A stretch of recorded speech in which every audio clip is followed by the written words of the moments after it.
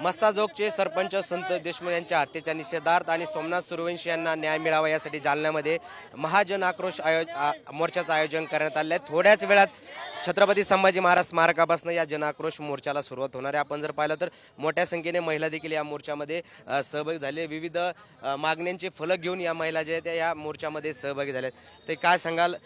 सगळीकडे आता जनाक्रोश मोर्चा निघत आहेत, जालन्यात देखील मोर्चा निघतो, तुम्ही सहभागी झाले, काय भावना आहे, काय मागणी आहे?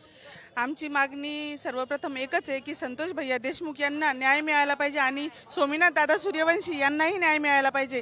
कारण की ही मागणी काही वेगळी नाही आहे, ही अधिकाराची मागणी आहे। 1 महिना झाला आरोपी कुठं सापडत नाही आहे, त्यांना काही शिक्षा होत नाही आहे। तर या सरकारला मी एकच विनंती करते की आता तुम्ही तरी या गोष्टीकडे थोडंसं गांभीर्याने लक्ष करा आणि स्वतः त्याचा पाठपुरावा करा आणि यांच्या आरोपींना शिक्षा द्या। माझी अशी एक विनंती आहे सरकारला, आदरणीय देवेंद्र फडणवीस साहेबांना एक महिलाच्या वतीनं ही विनंती असणार आहे।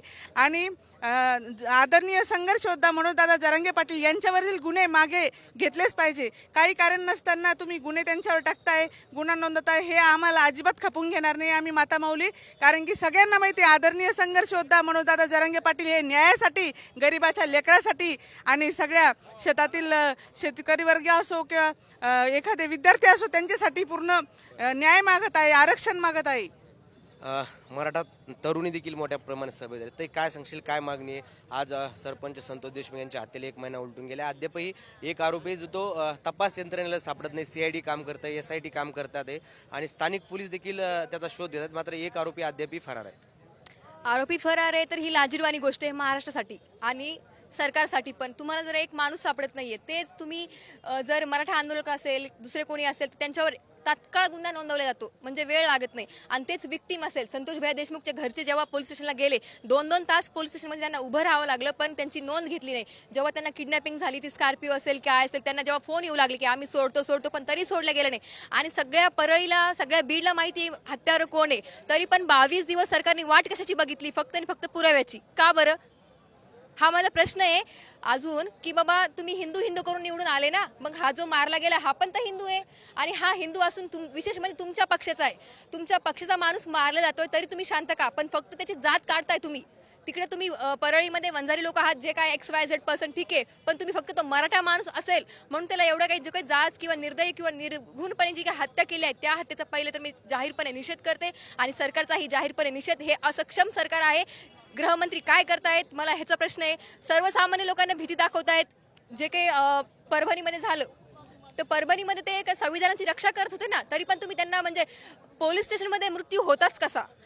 प्रत्येक वेळेस सरकार हे जे काय करतंय, म्हणजे आंतरवालीमध्ये लाठीचार्ज झालं, परभणीमध्ये जे झालं, बीडमध्ये जे काही होतंय, सरकार झोपेत आहे का अजूनही? सरकार वाट कशाची बघते? माझा हा प्रश्न सरकारला आहे। त्यानंतर जे हाके सर सध्या हे घेतात, काय म्हणतात, त्यांनी काल परवा संभाजीनगरला मोर्चा घेतला, प्रतिमोर्चा काढून भेटणार काय? जेव्हा जरांगे पाटलांनी उपोषण केलं तेव्हा त्यांना उपोषण आधी काय सुचत नाही का? काय आधी बुद्धी येत नाही का? बदनाम गिदाम खाणं चालू करा म्हणावं। म्हणजे जेव्हा पाटलांनी एखादी भूमिका मांडली की त्याला अपोज कसा करणार? स्वतःचे काहीतरी कर्तृत्व सिद्ध करा, मग समोर जा। पाटलांनी जे केलं तेच कॉपी पेस्ट करायचं कारण काय मला हे कळत नाहीये आणि लोक त्यांना सपोर्ट करतात कसे हे कळत नाहीये। म्हणजे लाजिरवाणी गोष्ट आहे। खऱ्याला खरं म्हणायचं शिका ना तुम्ही। आपल्याला संविधानाने जो अधिकार दिलाय, तुम्ही म्हणजे अन्याय करणाऱ्यापेक्षा अन्याय सहन करणारा आणि अन्यायाला सपोर्ट करणारा जास्त गुन्हेगार असतो। त्यामुळे वाल्मिक यांना शिक्षा झालीच पाहिजे। जे कोणी संतोष भैया देशमुखचे मारेकरी आहेत त्यांना लवकरात लवकर फाशी शिक्षा झालीच पाहिजे। अजून काही महिला आपल्यासोबत आहेत, तरी आज तुम्ही आज जनाक्रोश मोर्चामध्ये सहभागी होत आहेत, काय प्रमुख मागण्या काय आहेत? आमची एकच मागणी आहे की आरोपी सगळ्यांना माहिती आहे की कोण आहे, पण त्यांचं नाव समोर येऊनही कुठेतरी एक राजकीय दबाव म्हणावं किंवा काहीतरी राजकीय सपोर्ट असल्यामुळे वाल्मिक कराडसारखा व्यक्ती 1 महिन्यानंतर अचानक सिलेंडर कसं काय होतो? मग इतके दिवस तो कुठे गायब झाला? मग आपली पोलीस यंत्रणा काय करत होती? हे खूप मोठे प्रश्न उपस्थित होतात। आणि सर्वात मोठी गोष्ट म्हणजे एक चांगला स्वभाव असणारा एक व्यक्ती असा अमानुषपणे त्याची हत्या होते, एक खूप म्हणजे माणुसकीला काळीमा फासणारी गोष्ट आहे। आणि एवढी मोठी घटना होऊन सुद्धा सरकार पाहिजे तशी दखल घेत नाही। आमची प्रमुख मागणी ही आहे की लवकरात लवकर आरोपीला फाशीची शिक्षा झालीच पाहिजे। पण मला तरी असं वाटतं की त्यांनी त्या आरोपीला महिलांच्या हवाली करावं, म्हणजे महिला त्यांना चांगल्या प्रकारे चोप देतील चांगल्या प्रकारे। ह्या काही मोर्चात सहभागी झालेल्या महिला होत्या। खरं तर सरपंच संतोष देशमुख यांच्या आरोपीला फाशीची शिक्षा झाली पाहिजे अशी मागणी जी ती महिलांनी केलेली आहे। मोहम्मद इरफानसह अक्षय शिंदे, साम TV न्यूज, जालना। देश विदेशातील प्रत्येक घडामोडींचे लाईव्ह अपडेट मिळवण्यासाठी आता साम टीव्हीच्या सर्व सोशल मीडिया प्लॅटफॉर्मला लाईक, फॉलो आणि सबस्क्राईब करा.